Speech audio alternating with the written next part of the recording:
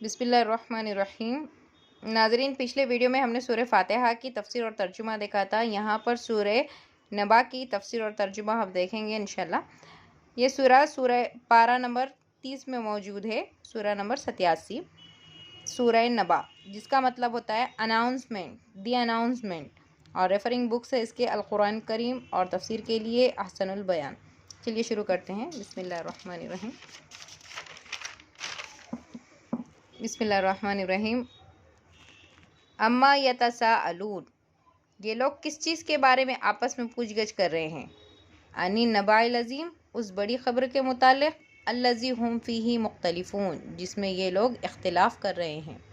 देखिए, इन आयत के तर्जुमे का मतलब हमको पूरी तरह से समझने के लिए हमें उन बैकग्राउंड में जाना पड़ेगा जिन बैकग्राउंड में ये आयतें नाजिल हुई। जब हुज़ूर सल्लल्लाहु अलैहि वसल्लम को नबूवत हासिल हुई, उसके बाद उन्होंने इस्लाम की तबलीग करना शुरू कर दिया और लोगों के सामने कुरान मजीद के आयतें तिलावत करने शुरू कर दी।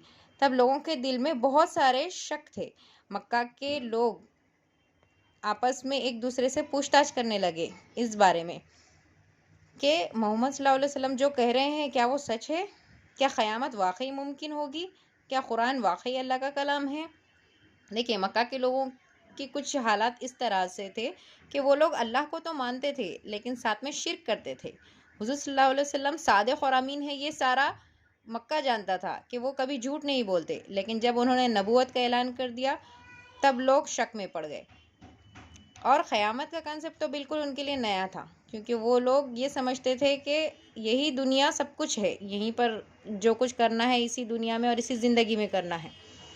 मकाफ़ात अमल पर तो उनको शायद भरोसा था कि अच्छा करने पर अच्छा ही होगा, लेकिन क़यामत के दिन मरने के बाद एक बार फिर उठाए जाना और अल्लाह के सामने हिसाब किताब देना, ये वाली जो बात थी, ये उनके लिए बिल्कुल नई थी और इसी मुतालिक वो आपस में अक्सर पूछगछ किया करते थे।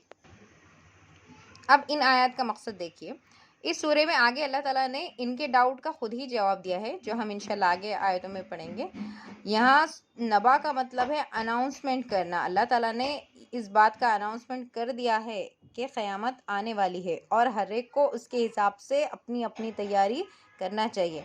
अब देखिए, जो समझदार इंसान होगा इस अनाउंसमेंट का सही से मतलब जानकर अपने उस हिसाब किताब की तैयारी करने में लग जाएगा। यानी अल्लाह के सामने जाकर अपने आमाल का हिसाब देना है, इस बात को जानकर वो इसकी तैयारी शुरू कर देगा। हमें यहाँ पर सोचने की ज़रूरत है, क्या हमारे दिलो दिमाग भी इस किस्म के शक अभी भी आ रहे हैं कि क़यामत आएगी या नहीं, या फिर अल्लाह का दिन हक़ है या नहीं? क्योंकि इस किस्म के सवालात आना पॉसिबल है हर एक की ज़िंदगी में। हर एक आगे बढ़ने वाले इंसान की ज़िंदगी में जब सब कुछ अच्छा होता है, लाइफ फेवर करती है, तो वो कभी अपने हिसाब किताब और मरने के बारे में नहीं सोचता। ना ही ये सोचता है कि मुझे यहाँ से जाने के बाद अल्लाह ताला के सामने एक बार अपने ज़िंदगी के बारे में जवाबदा होना पड़ेगा।